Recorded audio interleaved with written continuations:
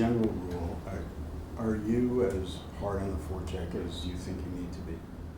No, and we're out of place at times, which is, again, can lead to bad things coming the other way. And so those things is what we talk about, and getting there.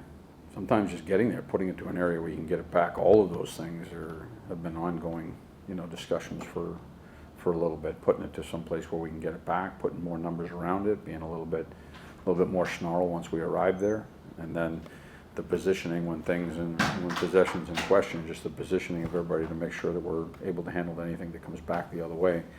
A perfect example would have been the 4-on-2 goal last night. Your experience when you have a game like that, does that catch guys? Does that sometimes be helpful where guys understand now? Yeah, I think so.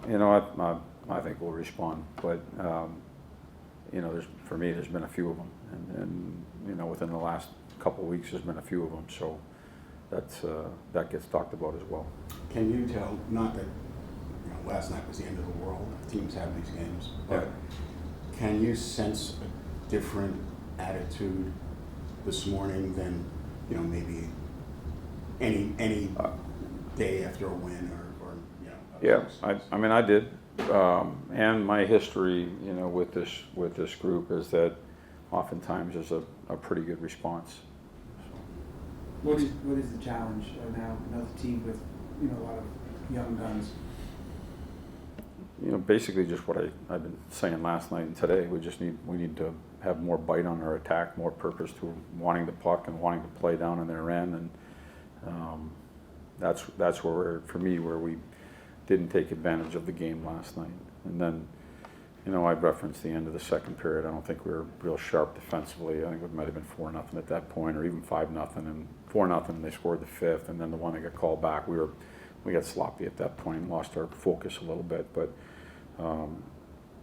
for me, again, just that mindset of controlling the game and dictating the game, dictating the battles, all of those things will lead to a better game. Where do you think Ryan Lindgren is right now?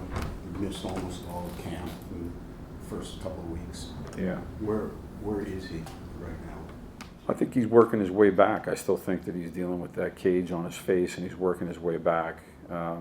It's hard to, I think, leaving a game last night, and like I mentioned, even a few games in the last couple of weeks, it's hard to isolate anybody and talk about them. And that's a big bus that we all can get on and just say it's not good enough. And so I don't think it's right to isolate one person, but So my point is, what I'm saying is it's tough after last night. You're asking that question, but I think that he's been working every day to try and get back up to speed from an injury that took him out for a substantial time, and also dealing with that on his face and how he plays the game. And I think it can be a little bit of a hindrance at times, but he's battling through it and working through it and giving us what he can. I think he'll continue to do that, and eventually he will get up to speed to where he wants to be and needs to be. From a bigger picture, with the D pairs in particular, and you talk about history, and I know that that's part of the comfort level of going back to the pairs that you went to, and I know you're privy to numbers that we probably aren't, but it does seem like these particular combinations, maybe the numbers have slipped in recent history, last couple of games obviously as well, and I know earlier in the year the combinations you were using, you talked about liking, it seemed like there were some good results there, so I'm just curious about the thinking of why, in your mind, you wanted to go back to what we're seeing now. It was probably coming off of a tougher game that I wasn't real happy with, and so we made changes. We made the changes up front and on the back end. Again, it's a long year. I wouldn't, I'm still looking for some consistency where we put together 5 in a row where hopefully the score goes your way, but regardless of the score, your eyeball and you leave the game and everything feels like you dictated and did the right things and played a game that you wanted to play. And so that's why the lines change a little bit. And I also think having an injured player come back in, that moves things around a little bit. Having a right shot and a left shot come in and out of the lineup, that moves the pairs a little bit. And eventually I think we'll find some consistency with it, but it has moved around a little bit. How did you like Zach Jones last night?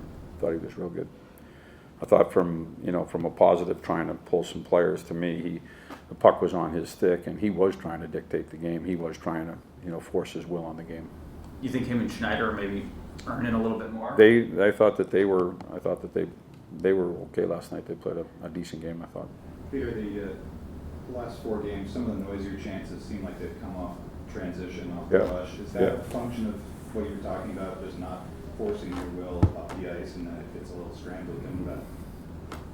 I know it's not one factor. No, I understand that. For me, oftentimes when they're coming back, the odd man rushes, it's because something happened in the offensive zone, and it's the same thing I just mentioned to Larry, that the forecheck either didn't show its teeth in the original battle, or we lost the third man, or the D stepped outside the dots, or we didn't reload quick enough, and all of a sudden teams they're fast now and they come back pretty quick. You have to be detailed in the offensive zone with what you're doing when the puck's in question, or you don't have the puck. You have to be detailed with what you're doing, or you'll face those situations where it comes back the other way pretty quick. All right. Thanks, guys.